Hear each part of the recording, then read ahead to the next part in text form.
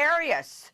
Jodi Arias in front of the cameras, even after being found guilty of murder one in the brutal slaughter of her lover, Travis Alexander, slashing him to death, leaving him in his own shower. Arias continuing to spew lies, dragging Travis through the mud, and of course, selling her t-shirts. The convicted killer still trying to call the shots from behind bars, asking for makeup, demanding hair, and not to be seen in prison stripes. Arias giving the performance of a lifetime. What did you want to happen on June 4th, 2008? You went to his house. What were you expecting was going to happen? I really expected us to just hang out like we'd always done, and that would be the day.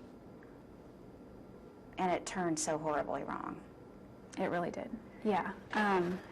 That's not what I was expecting at all. Are you mentally, emotionally ready to meet your maker if that's their decision? Well, I'm ready to meet my maker, but if that time should come, but if that's their decision, it would drag on for years and years. So it's not really contemporaneous. Do you know what I mean? Mm-hmm. Mm-hmm. You're saying you have a lot more time. Even if you get death, you still have years to live, is what you're saying. Yeah. Why did you wait for so long to tell the truth? It took a long time for me to get to this point. I never wanted to admit to this. And I'd written out all my suicide letters. I sent my note, I sent them all in an envelope to my grandmother's. Do not open until November 10th, 2008. I was hoping to be dead by then. I was like giving myself a little time to get my affairs in order.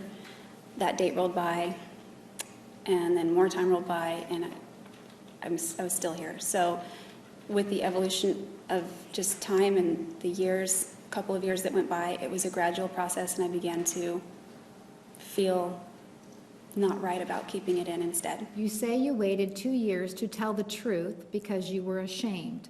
Does that mean you are no longer ashamed? No, that doesn't. I'm still very deeply ashamed. It simply means that it became more difficult to deal with holding it in, because like I said, the feeling of being fraudulent was so great I couldn't hold it in any longer. Would you decide to tell the truth if you never got arrested?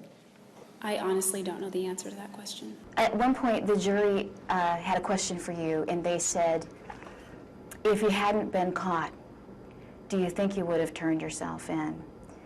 And are you sorry you got caught? You said you couldn't answer that at the time. Well, I couldn't answer that. I don't know if I would turn myself in. Mm-hmm. I'd like to think that I would, Mm-hmm. because that would be the right thing to do. On the other hand, can you imagine willingly giving up your freedom? That's a difficult decision to make. So you wouldn't have done it? I can't say that I wouldn't have. I can't say that I would have. I still don't know the answer to that question. And as far as being sorry that I got caught, I wouldn't couch it like that. He got to meet my daughter and hold her for the first time. He said she was the most beautiful little girl he's ever seen. I never would have thought that would be the last time that I would see him.